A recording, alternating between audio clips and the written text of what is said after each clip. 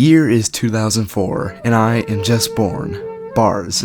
Today is my birthday, so I thought I'd have a little fun and talk about the greatest things from the year I was born. I'm not fully sure what was happening politically or whatever because, you know, I really wasn't paying attention at the time. But I do know that 2004 brought us some fantastic media, and I want to talk about that quickly. So let's go.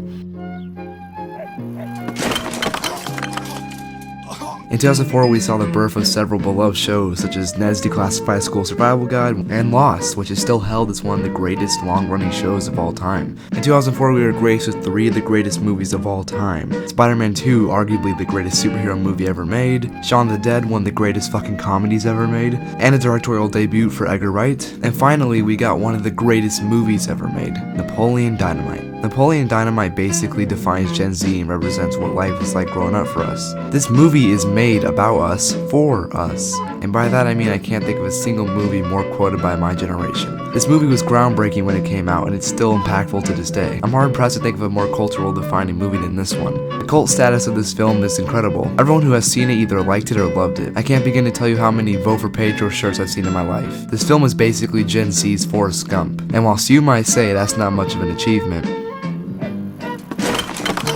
let's take a look at the other end of the spectrum, with another generation-defining movie, Mean Girls. This is probably the second most quoted Gen Z movie ever made. Despite its premise, Mean Girls is a movie that everyone can enjoy. You, your sister, your dad, your weird Uncle Terry, anyone. There are lines in this movie that are so quotable and funny I can say with confidence that it is one of the funniest movies ever made. Hey, buddy, you're not pretending anymore. You're plastic.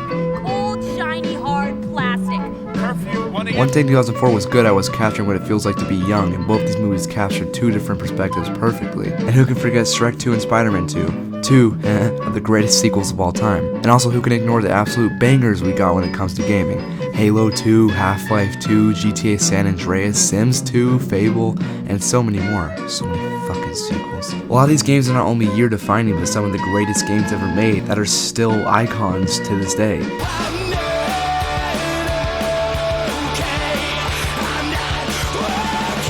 2004 was nothing short of bops. We got things like Yeah by Usher, Drop It Like It's Hot by Snoop Dogg, My Happy Ending by Avril Lavigne, and My Band by D12. All certified bops that defined a time period perfectly. The albums were also fire. American Idiot by Green Day was perfect, if you like rock, and also making fun of stupid people. We also got things like Under My Skin by our girl Avril, D12 World, but more importantly, it was the year that My Chemical Romance released their second studio album, 3 Cheers for Sweet Revenge, one of my favorite albums of all time. It manages to capture everything I love about music. It was an album that focused entirely on the darker part of growing up. Teens at the time relayed to the lyrics on a deeper level, submitting this album as one of the greatest, if not the best, of 2004.